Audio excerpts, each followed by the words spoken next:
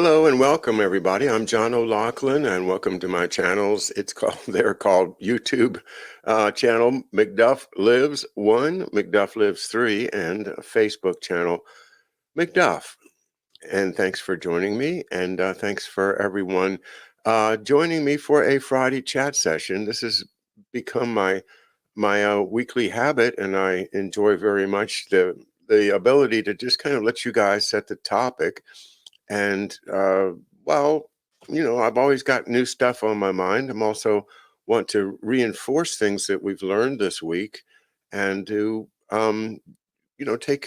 take some time to think things through with you, because you're what keeps me going here at screamingospreys.com and the McDuff channels.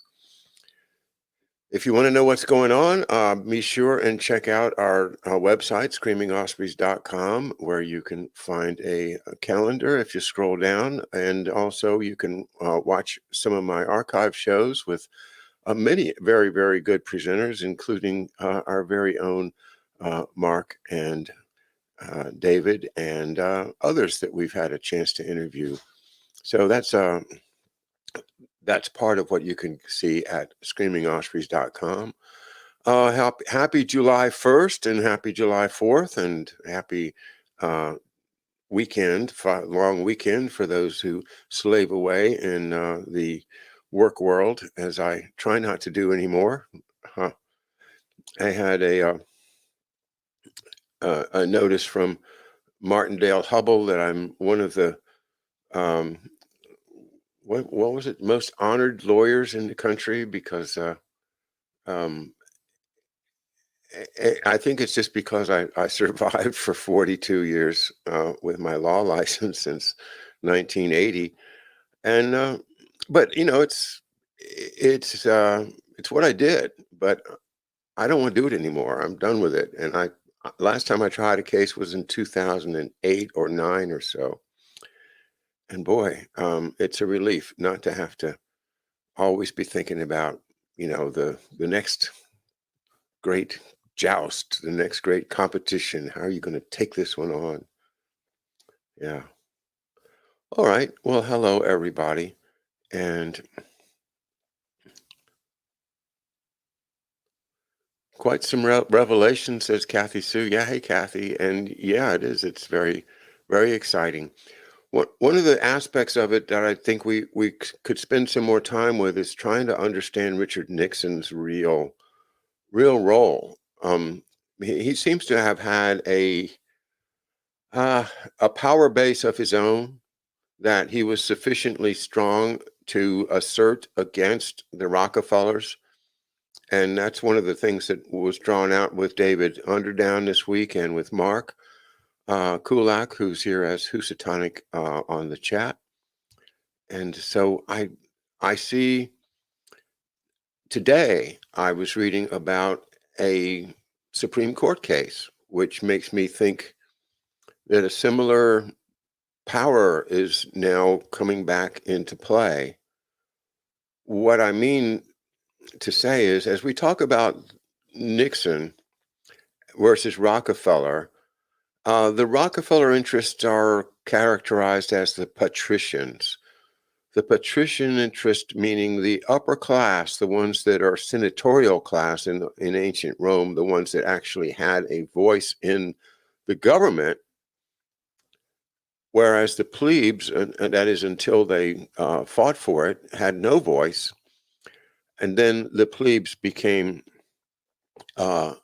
powerful enough to have a voice in the Roman government, but they're still representing the lower classes and not the upper classes. And I think that still lingers in our culture today. When you think of the Rockefellers as the patricians, then where does that put Richard Nixon? It puts him with the plebes, with the plebeians. And that means that he, as the difference is touted between going to uh, Columbia versus going to Fordham. What's the big Jesuit school? I guess it's anyway. That Fordham produced the plebes, whereas the Ivy League would produce the patricians. And therefore, what is this power that is behind the plebes? And is Richard Nixon actually an example of somebody that was standing up to the patricians and asserting the power of the, if not the common people, then at least the middle class? Just some speculation that we can think about. And Robert Kovacs is here. Says the history of Canada is a hoax. Even the flag means nothing, in my opinion. Yeah, it could be.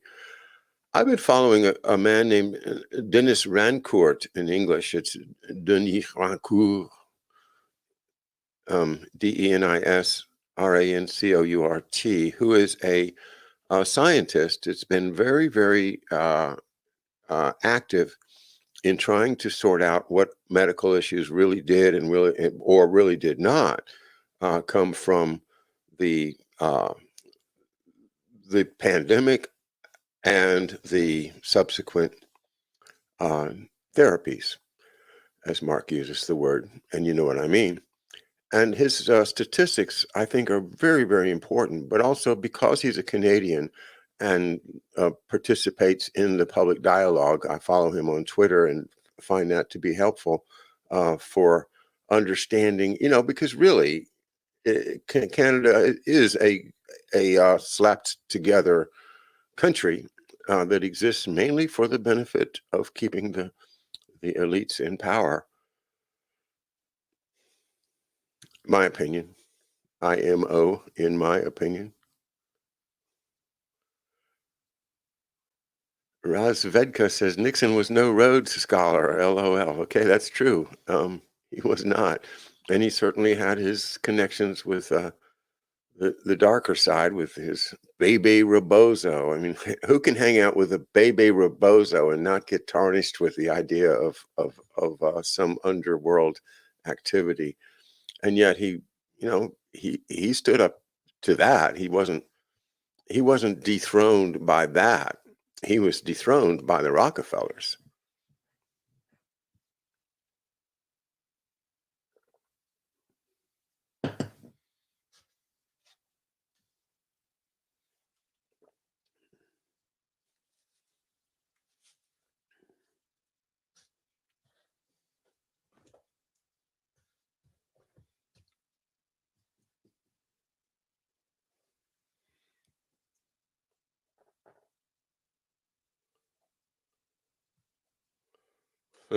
All right. Everybody has their comments on. Well, wait a minute. Housatonic says, "Do I think?" Let's put this one up there because that's a new idea to me. I haven't considered that, but I'm actually going to go to Nelson Rockefeller Wiki and see what they say.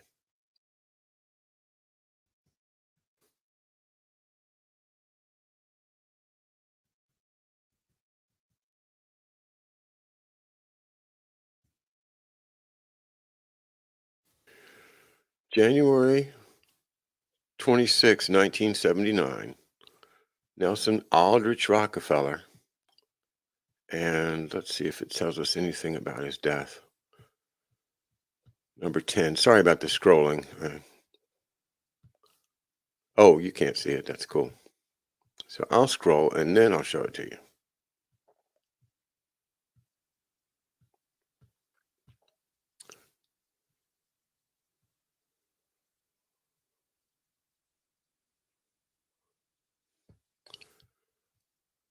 All right. Here's what we get from our friends at Wikipedia, if you can call them friends.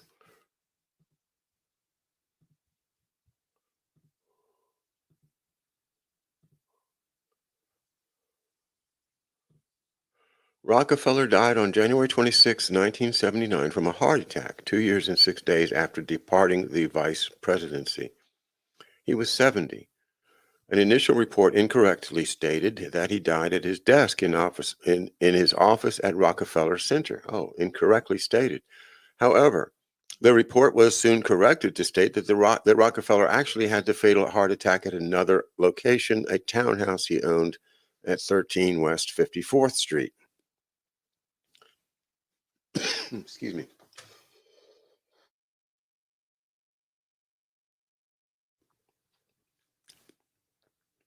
The heart attack occurred in the late evening in the presence of Megan Marshak, a 25-year-old aide. Mm, yes, probably some sophisticated scientific genius um, who was there to help him sort out some science issues. Yeah. After Rockefeller suffered the heart attack, Marshak called her friend, news reporter Panchita Pierce, to the townhouse. Pierce phoned an ambulance approximately an hour after the heart attack. Well, this is kind of a fishy story, isn't it? Why would there be two different stories? Very interesting. Rockefeller's remains were cremated at Ferncliff Cemetery on January 29th, 1979. That's 3 days later. Interred his ashes in the private Rockefeller Cemetery in Sleepy Hollow, New York. A memorial service was held at Riverside Church, the famous Unitarian um, church in Upper Manhattan. On February 2nd, 2,200 people showed up, and among them were Jimmy Carter and, of course, Henry Kissinger. It's interesting, Mark. I hadn't ever considered it. I just didn't even think of it before. So, who has a heart attack gun and is not afraid to use it? I've got a heart attack gun and I'm not afraid to use it. Said who? Richard Helms?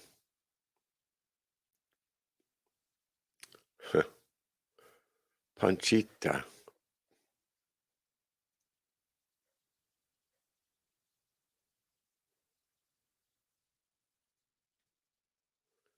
We're Rockefeller, says Jimmy Beam. Jay-Z sings We're Rockefeller. Rockefeller. I don't listen to Jay-Z, so I don't know the reference, but yeah. Well, you hear Rockefeller references all through popular culture. One of my favorite ones was Firesign Theater, which was really popular when I was in college, and uh, they had a skit in which the sound of a train would be um, in the syllables of Rockefeller. So they go Rockefeller, Rockefeller, Rockefeller, Rockefeller, Rockefeller, Rockefeller, and just letting us know that the Rockefellers are driving the train.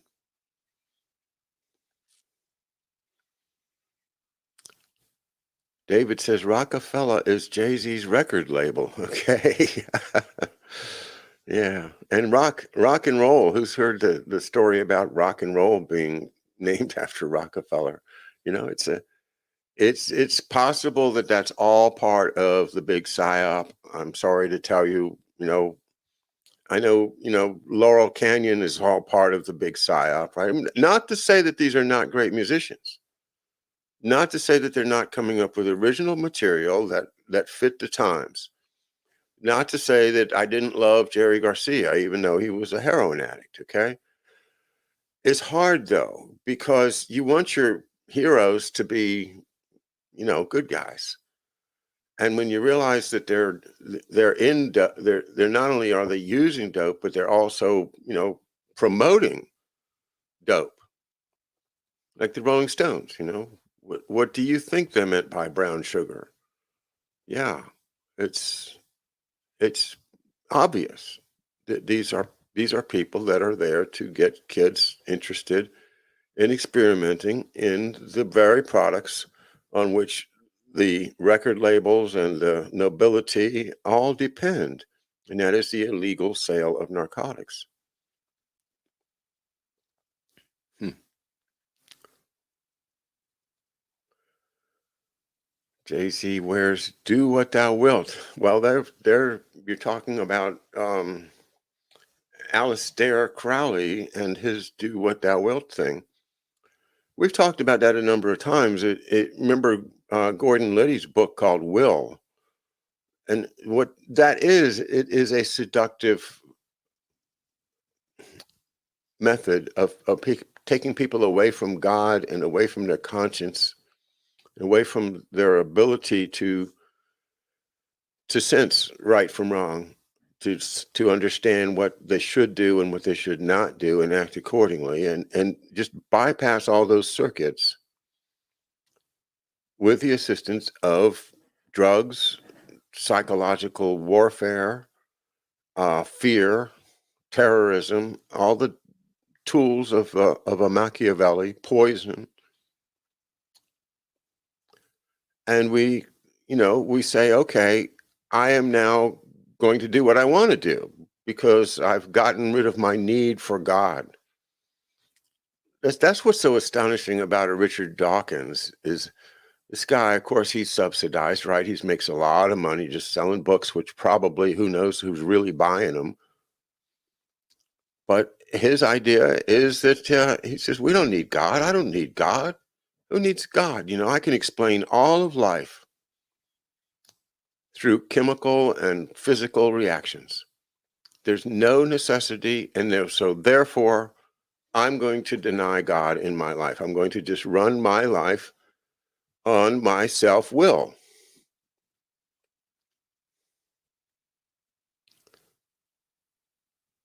And this is what a phrase that I learned from Alcoholics Anonymous, which is self-will run riot. You lose your conscious ability to sort out moral questions when you give yourself over gradually to some drug or some psychological addiction, such as a guru, or for instance. And that's how they work. That's what they do. They try to get you young and try to get you into their clutches. And isn't it working well now with this fentanyl? My God. What was it? 100,000, 120,000 drug overdose deaths in November, I just read, November of last year.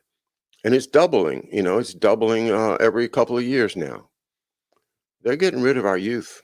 They're getting rid of our future with drugs.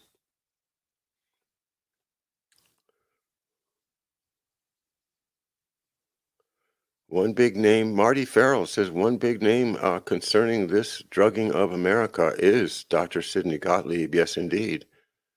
And if you followed me for a while, you know that Sidney Gottlieb, the book by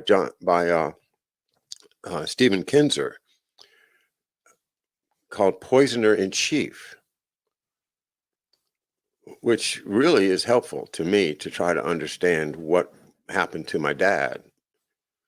Because there he is right there working for the Health Alteration Committee of the CIA, and ready, willing, able, and happy to distort and disrupt and destroy other people's lives by the use of psychoactive drugs. Yes, indeedy.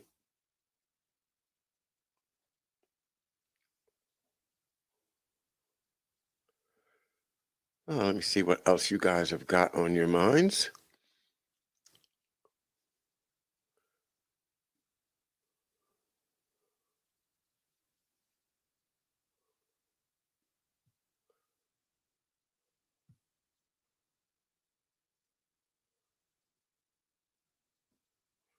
Hello, Mandretti from the Midwest.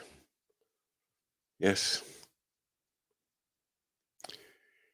Each generation, from plains to distant shore, with what they were given, were determined to leave more. Battles fought together, acts of conscience fought alone. These have been the things from which America has grown. Yeah. Each generation, from plains to distant shore. He centers his song. This is the American Anthem by Gene Shear. He centers the song in Chicago, if I may be so bold as to place it, because most of America's patriotic songs come from the time before the country was, spread all the way across the continent the way it is now. And so those songs don't really orient you to the actual center of gravity of our country, whereas the American anthem speaks in terms of the plains as the center, and from there out to the distant shores.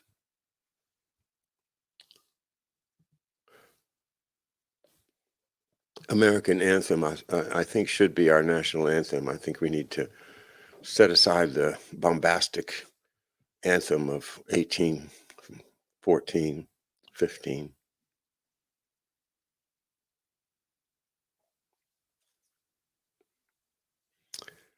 Corky, you've been singing with your wife every morning. What a wonderful thing. Yeah, I get to do that from time to time. Yeah, my wife, she's got a very beautiful voice, and she just doesn't, she doesn't value musicianship as much as she does other things. So she's doing other things. She's very involved in reading her own books, working on her own way to see the world, and that's good. We all do that. But I wish I could get her to play drums more often, maybe after she retires. Wouldn't that be nice? Let's see. Mike Panzer says,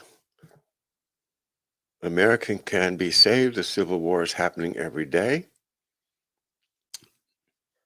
I think so. I think, it's a war of words. It's a war of ideas. It's a war of understanding the past and how, past is prologue, said Shakespeare. So if you dominate the history of the past, then you can control the present. And if you control the history of the past, you also, therefore, control the future. And I think that was Orwell or Huxley or somebody before that. Anyway, words of wisdom that what we're trying to do here is straighten out our history. It's what Macduff Channel is really about. And, for that, I make reference to How the Nation Was Won by Graham Lowry, a book of which I read the entire book in 25, 26 hour-long segments. And I'm so glad I did, just from my own point of view, because when you think of trying to understand what was really in play during the Revolutionary era, you have to have the background. You can't just say, well, these are the good guys and these are the bad guys. And that's what they want you to do. They want you to just say, okay, America is the vanguard of freedom. The revolution was necessary to free America from the empire, the British Empire. And that sounds great, but was that really the reason, or was there some other deeper reason of a conflict between powerful forces within Britain or within Europe generally? And as we dig into, like, the Knights of Malta, right? Isn't it? We think of the Knights of Malta now as guys that work in secret meetings and cabals and have big ceremonies and wear crimson capes and red crosses, and that tradition, all the ceremony and the pomp and the flashiness. That's not who they are. That's just for show. They had one of the most powerful fleets in the world during the Revolutionary era. And who was it that came and saved or completed the victory at Yorktown? Because as you recall, it was the French under Rochambeau, French General Rochambeau, who came to America at the behest of Ben Franklin and at the expense of the French treasury, bringing, I think, 8,000 or 9,000 troops armed troops with the best weapons and really good gunpowder, and the whole necessity of how you're going to beat the British was fulfilled with the combination of Rochambeau's troops and then the fleet, the French fleet that had been in the Caribbean. The Caribbean, also a very famous area where the Knights of Malta had power. They had islands and they had some sovereignty there. But these, we are told that this was French, that it was the French fleet.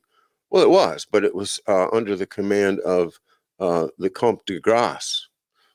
The Comte de Grasse was a Knight of Malta. And so this is probably a connection to the Knights of Malta that our history has not given us, because they don't want us to think of the Knights of Malta beyond their flashy crimson robes and accoutrements.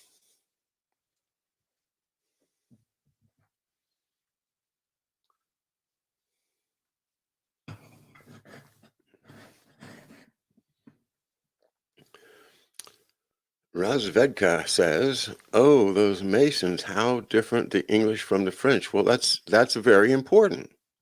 It's an essential question.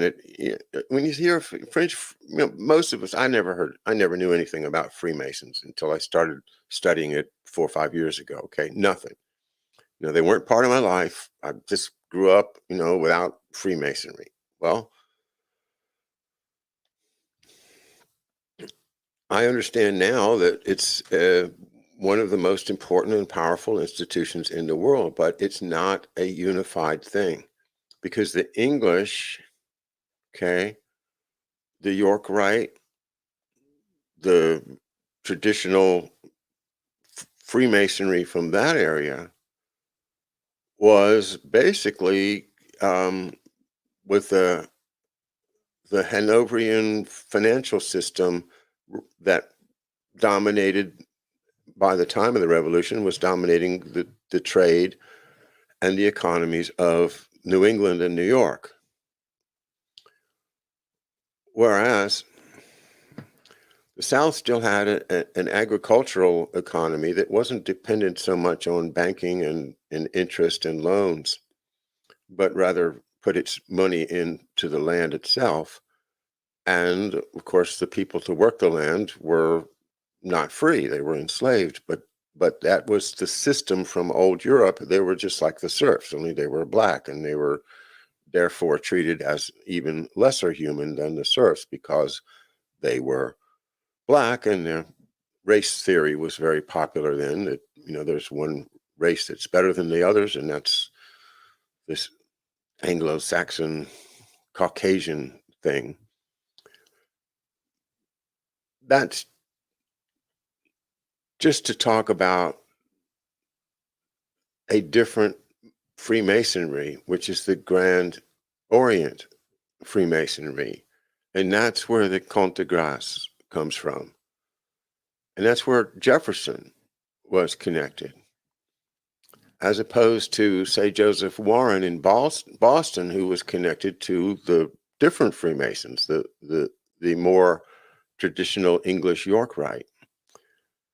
But then we have another rite coming along, the southern jurisdiction of the Scottish Freemasonry, called the Scottish Freemasonry Southern Jurisdiction. And that's the development of, the Southern knightly tradition, and the Southern, the idea that these plantation owners and their children are of an aristocratic class.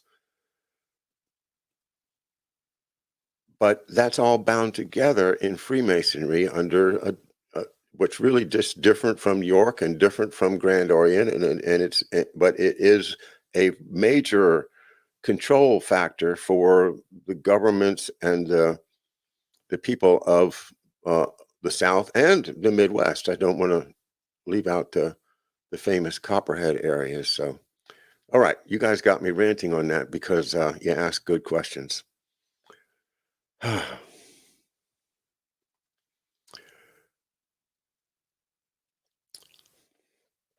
Mike Panzer says we have to honor The brave legacy of our President John F. Kennedy. I couldn't agree more. He was the last real president until Trump. That's absolutely true. I can't accept Trump as a real president because we haven't cleaned the swamp yet. We haven't drained the swamp yet. He was presiding over a government that is still run by the coup d'état that that installed Lyndon Johnson, as we learned so much about from Mark Kulak at Housatonic Live this week.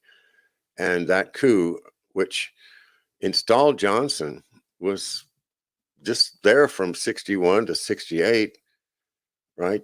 Um, then Johnson's out of the picture, and the next thing you know, Roe versus Wade comes through, and immediately, the very same day, Johnson's hit with a massive heart attack. And indeed, who had the heart attack gun on that day? Was it Dulles? Was it Helms? Was it Angleton? Or maybe Nixon got his own heart attack gun. Maybe the ONI has one. Maybe the FBI has one. You know? But in a sense, if LBJ was an accomplice in taking over our government, then isn't it a lot like the way we've seen people that are the assassins getting killed themselves sooner, as soon as they can be comfortably gotten rid of? Was Lyndon Johnson the first assassin of the United States government? Did he kill it? Did he take a shot at it? Did he wound us very, very badly? Just to feather his own nest, because we all know he was a very deeply greedy person.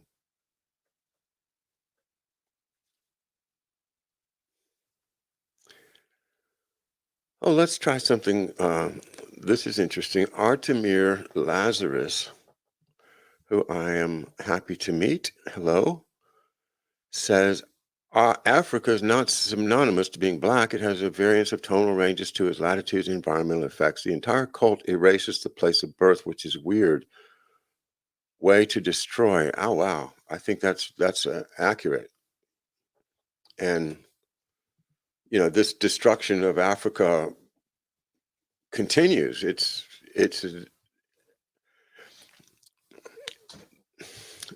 is a very important point to me, in my opinion,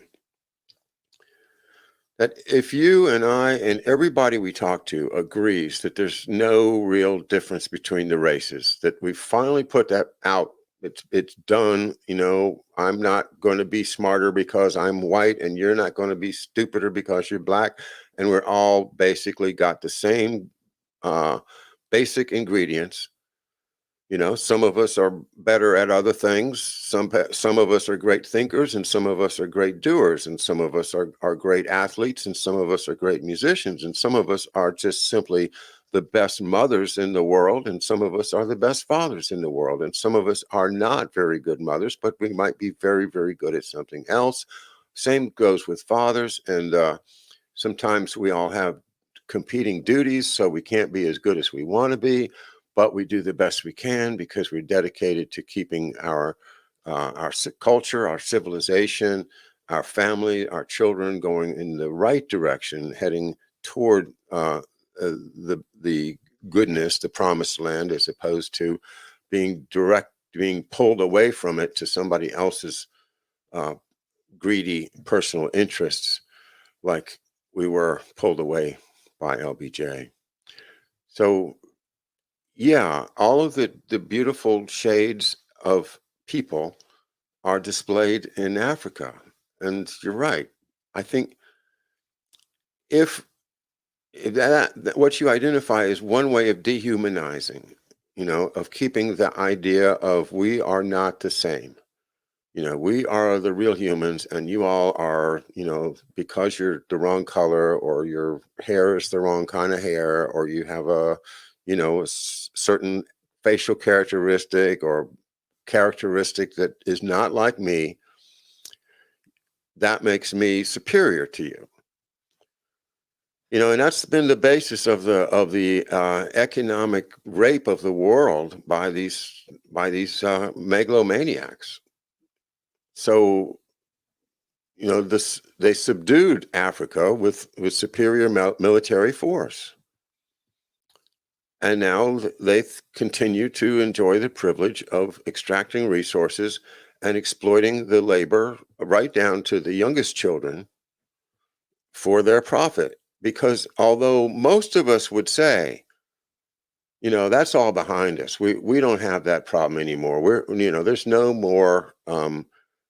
Nobody goes around thinking that somebody's not capable of succeeding just because of the color of their face, right?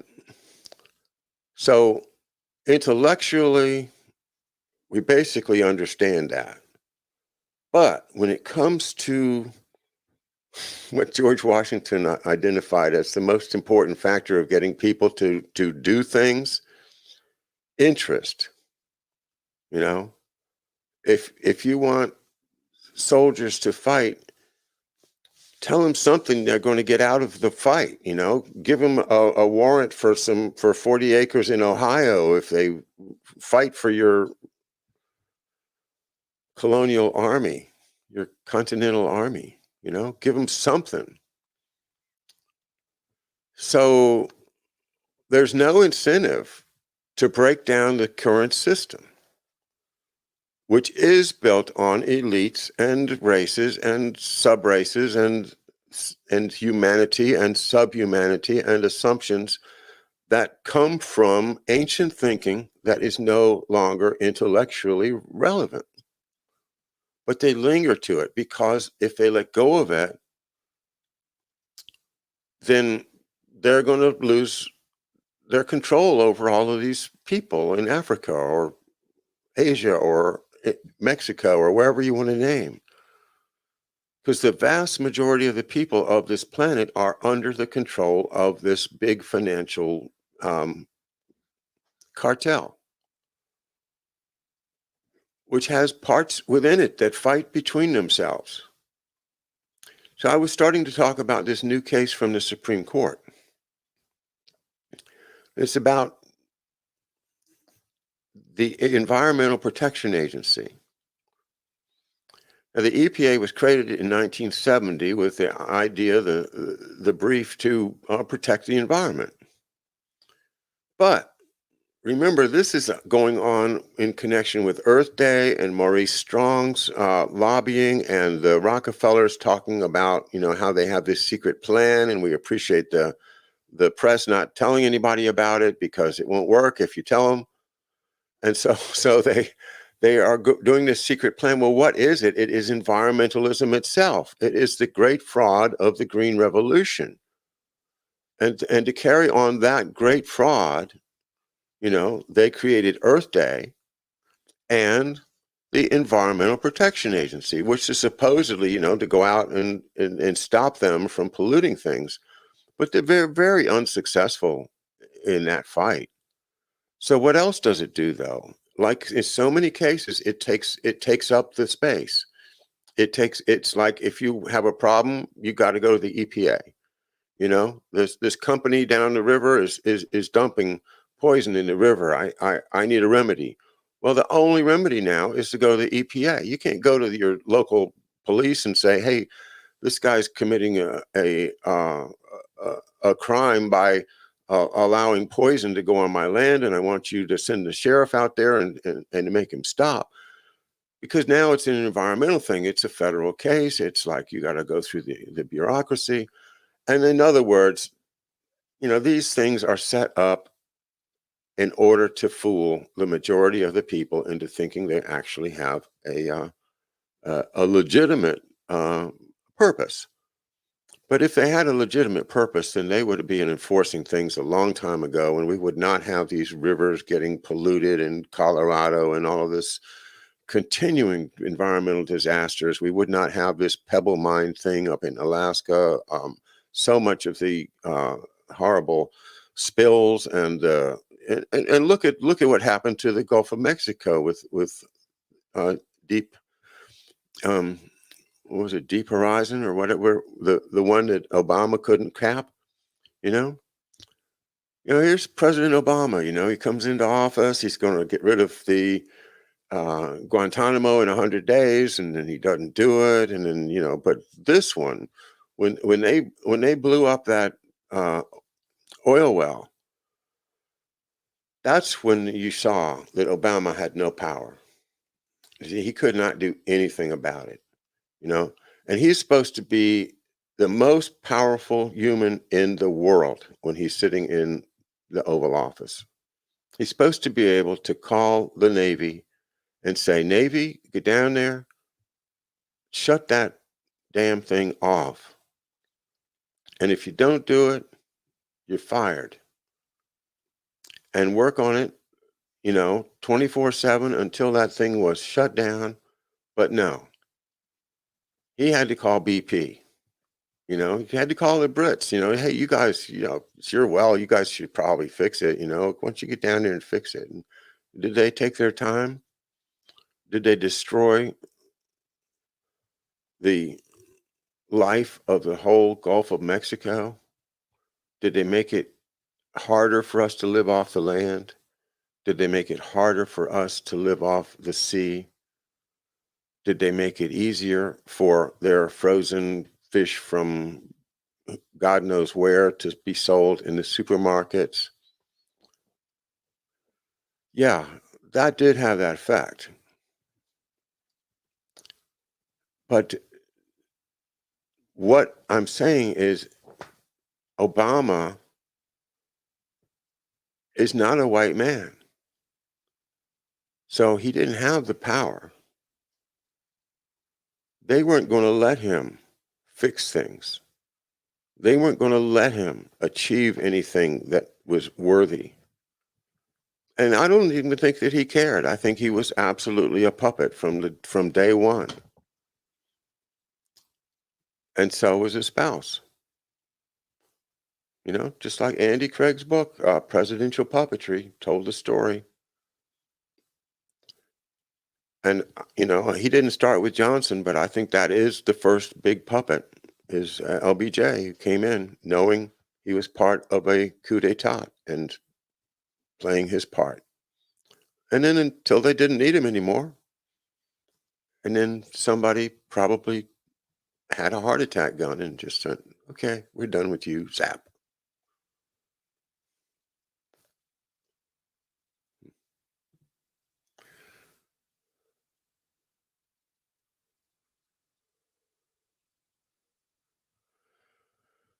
Oh, yeah.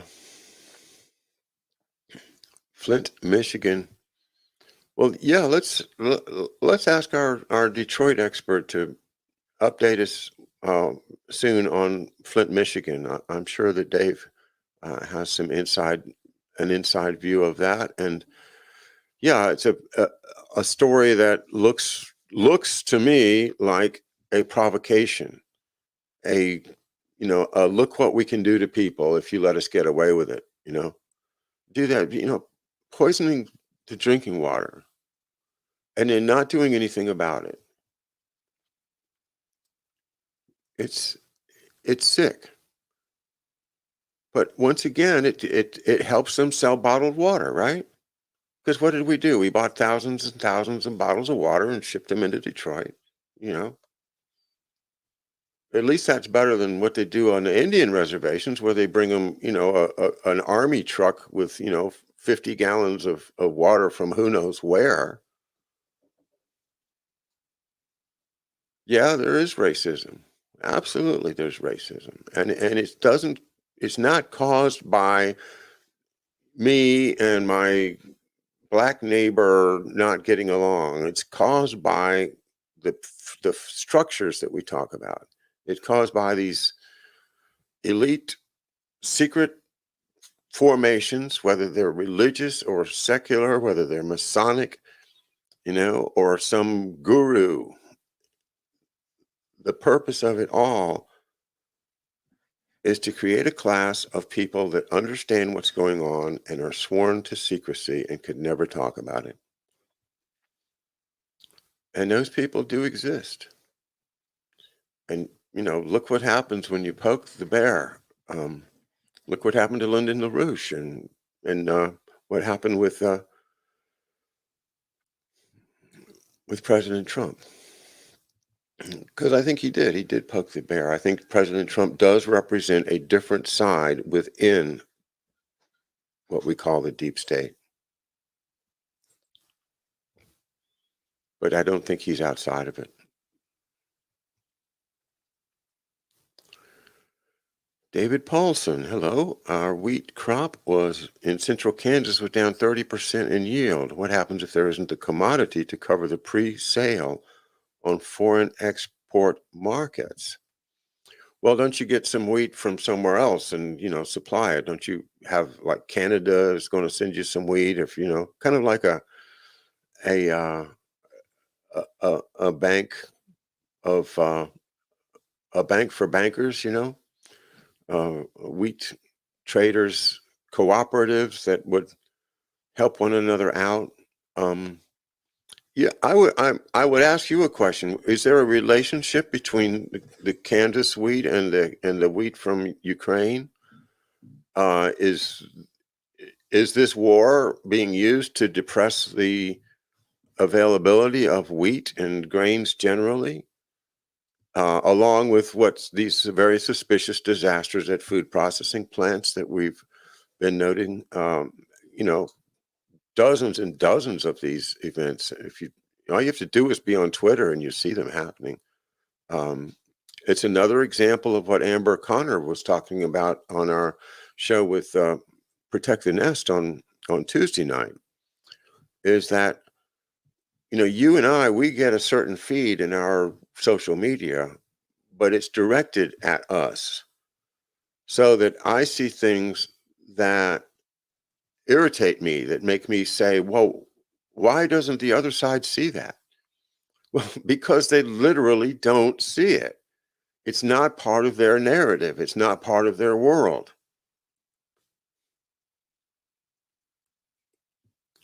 Social media is a scientific method of dividing us from our friends, neighbors, and families. When I think about it and say it in so many words, it's like, gosh, why am I even on that stuff? Why am I still doing it?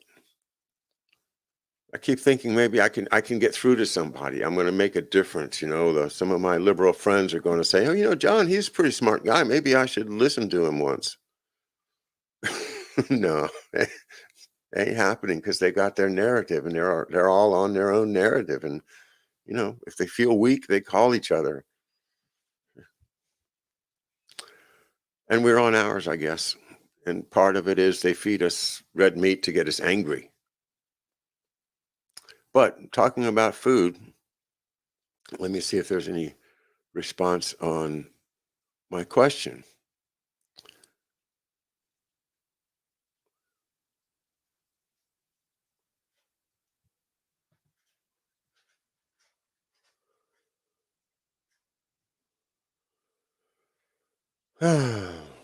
Roger Perez. Hello, Roger.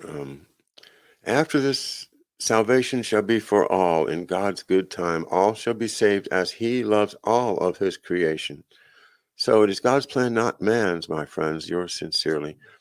Well, thank you, Roger, for that. And we were talking last night, the last topic that we had with Professor Hamamoto, and I do recommend you check out that show as well as his website. His YouTube channel is the idea of Jubilee. And the biblical idea of a Jubilee and the idea of a Jubilee in one, kind of a classical sense would be when you have a king or an emperor or somebody, the sole authority, like an imperial form of government. And he just decides, one day he says, you know what? Everything's just gotten too complicated. The kingdom would be better off if we just had a reset. And so he just posts an edict that says, after, you know, January 1st of 2023, all debts are canceled. And I would say on top of that, what we need is a cancellation of patent rights so that those companies that are perpetual in nature, the companies that create, billions and billions and billions of dollars for their elite shareholders and the preferred stock people, those companies, you know, can be cut out. We have to wake everybody up and say, you know, we need a financial jubilee, and we also need a technological jubilee. Like our good friend Corky and our good friend Carol M are working on a alternative form of energy, a free energy project, and I'm so excited to see people that are actually willing to try to do that research, because it's been a very chilling atmosphere. They don't want us to learn these things. They really don't. It's a huge threat. But there's technology that's being suppressed. And I think that, that's another thing that we need people to understand. It's very hard to break through the narrative. As Professor and I were talking last night about, the Ghislaine, how do you say that? Ghislaine Maxwell and the Epstein case, and so much of this that we are horrified at. And nevertheless, they're willing to see it as, one bad apple in the bunch. Yes, she did. She was a bad person, and she made, illegal money exploiting, vulnerable young girls. So let's lock her up. All right, now let's get back to business. So I think, this country is not able to face this huge problem of a well-organized mafia style counter government that is run by the real elites in a way that includes a murder incorporated. It includes the ability to poison a water supply or destroy a Gulf of Mexico's natural resources. And that dark, evil side is being employed by the ancient powers, the ancient money, the ancient rituals, and ancient, basically Manichaean belief that here we are on this earth for a fight between good and evil, and we're the good ones, so everybody else, well, as Palmerston said, Great Britain doesn't have friends, it only has interests. And Great Britain representing the empire that still the United States has to be separated from. So, in a way, that's what's happened, is we've gotten drawn back into that oligarchical financial system centered in the city of London, and that the deep tentacles consist of loans and promissory notes and mortgages and you name it, because all of that banking all is going now back into the same tiny number of pockets. So let's have a jubilee, and if that's coincides with the second coming of Jesus, or the arrival of the real new world order, the promised day of the pilgrims, and the Valhalla. I don't know how far I can carry that, but probably that's too far. Anyway, it's possible. As Martin Luther King, said, he's been to the mountaintop, and I think we can consider ourselves approaching the mountaintop so that we can look over into that land of milk and honey where we all will be free and there'll be no more sadness and no more separation, no more death. And that promised land is, it's right there. It's right there over that crest of a mountain. And we just have to keep climbing that mountain. But I think, if we can get the power to declare a jubilee of some sort, and along with that, as I would like once again to emphasize the work of the Schiller Institute and the LaRouche organization on forcing our politicians to confront these banks with an honest bankruptcy procedure and get rid of all of this worthless paper that they've been trading back and forth for 50 years. That, I think, is what really would take to clean house, would be to clean up those accounts through an honest and thorough and transparent bankruptcy procedure.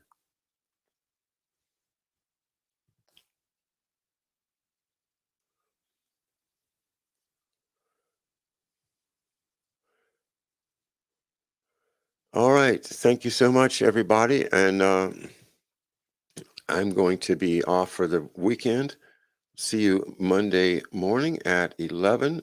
And don't forget to check the calendar at screamingospreys.com.